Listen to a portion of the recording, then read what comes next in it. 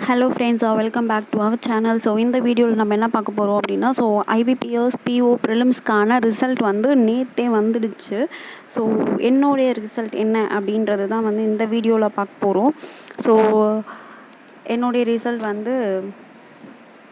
நான் கிளியராக இல்லையா அப்படின்னு பார்த்தோம் அப்படின்னா, கிளியர் தான். ஓகேவா? So congratulation. So you have been professionally shortlisted for online main examination expected to be held on 12/10. ஓகேவா?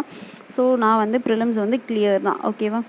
ஸோ இதுக்கப்புறம் அப்போது அக்டோபர் 12 என்ன இருக்கும் அப்படின்னா எக்ஸாம்ஸ் இருக்கும். ஸோ அப்போது அதில் ஒரு 12 days இருக்குது. அக்டோபரில் 11 days தான் இருக்குது.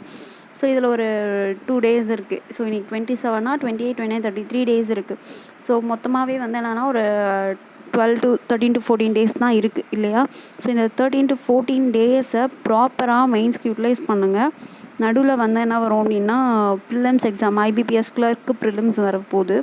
ஸோ அதுக்கும் ஃபோக்கஸ் பண்ணுங்கள். பட் ப்ரிலிம்ஸ் கிளியர் பண்ணவங்க மெயின்ஸுக்கும் ரெண்டுத்தையும் பேலன்ஸ் பண்ணும். ஸோ எப்படி ப்ரிலிம்ஸும் மெயின்ஸும், ஸோ ஏன்னா ப்ரிலிம்ஸ் ரொம்ப இம்பார்ட்டண்ட். ஸோ இப்போ ஐபிபிஎஸ் கிளர்க் ப்ரிலிம்ஸ் வருது அப்படின்னா ப்ரிலிம்ஸ் ரொம்ப இம்பார்ட்டண்ட். ஏன்னா ப்ரிலிம்ஸ் கிளியர் பண்ணால் தான் நீங்கள் எவ்வளோ கஷ்டப்பட்டு மெயின்ஸ் படித்தாலும் மெயின்ஸ் நம்மளால் எழுத முடியும். ப்ரிலிம்ஸ் கிளியர் பண்ணல அப்படின்னா மெயின்ஸ் எழுத முடியாது.